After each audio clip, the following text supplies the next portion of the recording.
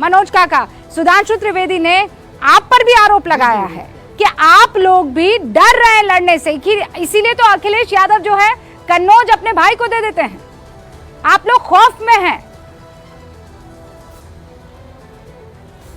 नहीं, आप सही आप कह रही हैं। सुधांशु त्रिवेदी के हर तरह के बात का समर्थन करना, उनका बौद्धिक साझेदार होना कोई बहुत बड़ी बात नहीं है। आजकल गोदी मीडिया का ये अपना धर्म है। लेकिन सुधांशु जो कह रहे हैं वो शाश्वत सत्य नहीं। सुधांशु ने कई शब्द बोले, हिंदी के अच्छे ज्ञाता हैं बेचारे, बोले कि पहली बार ऐसा हुआ। सुधांशु, आप सुनिए तो मैं सर नहीं सुनूंगी, बिल्कुल नहीं सुनूंगी आपकी बात।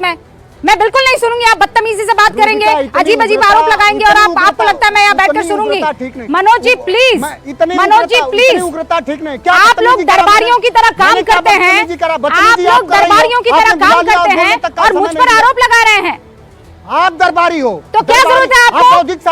मुझे आप किसी नहीं, आप क्यों मुझे किसी से अलाइन कर रहे हैं? लोगों को ऐसे आप दरबारी होंगे किसी पार्टी के, आप दरबारी होंगे किसी पार्टी के। खबरदार जो मुझे किसी पार्टी के साथ अलाइन करने की कोशिश की है। दरबारी हो, आप डरो मत, आप डरो मत, आप डरपोक ना बने, ठीक है ना?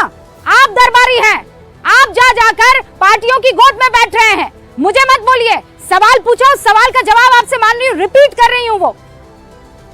अब जवाब दीजिए। क्यों लगा दिया गया कि हर आदमी को आज हार्ट अटैक और ब्लड क्लॉटिंग का खतरा है? जवाब दीजिए, सवाल है, जवाब दीजिए। सुधांशु त्रिवेदी का जो सवाल है उस पर जवाब दीजिए। इधर उधर की ज्ञान की बातें मत कीजिए, जवाब दीजिए बस।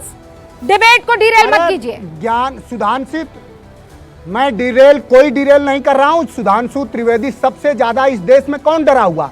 सबसे ज्यादा इस देश में डरा हुआ वो व्यक्ति है जो अपने ही मुल्क में 1 साल हो गए जहां निर्वस्त्र माताओं बहनों को निर्वस्त्र करके घुमाया गया, जहां लोगों को कत्लेआम किया गया। जो व्यक्ति रोज 160 सभाएं अब तक कर चुका है, देश में हर जगह जाता है लेकिन अपने मणिपुर जाने में घबराता है। जो व्यक्ति ऐसे आदमी के समर्थन में सभा करता है, प्रज्वल रमन्ना के, जो 3000 से ज्यादा बेटियों का बलात्कारी है, जिसने 66 साल की महिला से लेकर 16 साल के युवती और नाबालिग बेटियों का दुष्कर्मी है, उसका प्रचारक है नरेंद्र मोदी। यह सवाल है सुधांशु से। और पूछो आप कि ये इनका क्या चरित्र है? इसका चरित्र यही है जो चिन्मयानंद का है, इसका चरित्र यही है जो प्रज्वल रमन्ना का है, इसका चरित्र यही है जो सेंगर का है, इसका चरित्र यही है जो बिल्किस बानो के दुराचारियों को माला पहनाने का है। जब बुनियादी और लोगों के जीवन से जुड़ी सवाल आप जवाब ले रही हूं मैं। सुधांशु 45 साल में यह भी हुआ कि बेरोजगारी चरम पर है। 45 सालों में यह भी हुआ कि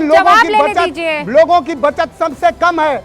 45 सालों लेने दीजिए। सुधांशु जी सुना आपने क्या कह रहे हैं? ऐसा डरा मनोज काका कह रहे हैं डरा हुआ कौन है? आप सुन लीजिए। ये पहली बार ऐसा हुआ है कि महंगाई अब चरम पर है, बेरोजगारी चरम पर है। मैंने पूरा सुन लिया ना मनोज जी, प्लीज सुनिए ना, सुन लिया।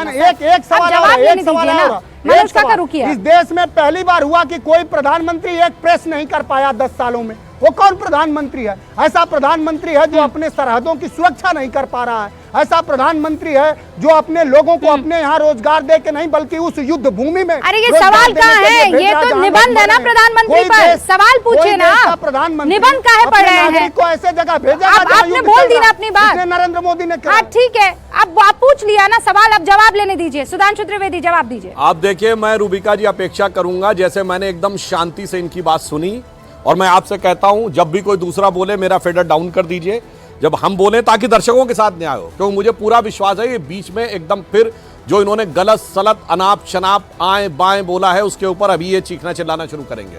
इन्होंने कहा 45 साल की सबसे बड़ी चरम की बेरोजगारी है। मैं बताना चाहता हूं इस समय बेरोजगारी 3% है। ये कोई 3 वर्ष बता के जाए जब बेरोजगारी 3% से कम रही हो। महंगाई की दर 5% है, कोई 5 साल बता के जाएं जब महंगाई 5% से कम हो। राहुल गांधी ने भी कहा था चरम की महंगाई है 50 साल में। भाई साहब हम 2024 में बैठे, 50 साल 1974 में होता। मैं करोड़ों दर्शकों से कहता हूं जो जाके नेट पे चेक कर लें अभी खोल के, 74 में 26% महंगाई की दर थी और रेट ऑफ ग्रोथ 2% थी। और सुनिए 1979 80 निगेटिव ग्रोथ रेट और परमानेंट 10% से ऊपर महंगाई की दर रहती थी। और काका जी गंभीरता से बात करा करिए, इधर उधर की नहीं। 1991 में सोना गिरवी रख दिया गया था, फॉरेन एक्सचेंज रिजर्व 1 बिलियन से नीचे आ गया था, ग्रोथ रेट निगेटिव हो गई थी।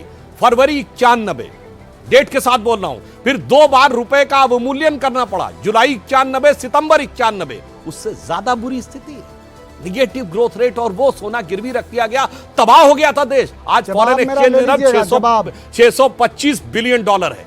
और आज की डेट में मैं फैक्ट के साथ बोल रहा हूं, जब हमारी सरकार आई तो 11 करोड़ ईपीएफओ अकाउंट थे, इंप्लॉई प्रोविडेंट फंड अकाउंट, यानी जिसमें कर्मचारी भी अपना पैसा डालता, कर्मचारी भविष्य निधि खाता और नियोक्ता भी डालता है। अब 26 करोड़ हैं, यानी 14 करोड़ और ऐड हुए।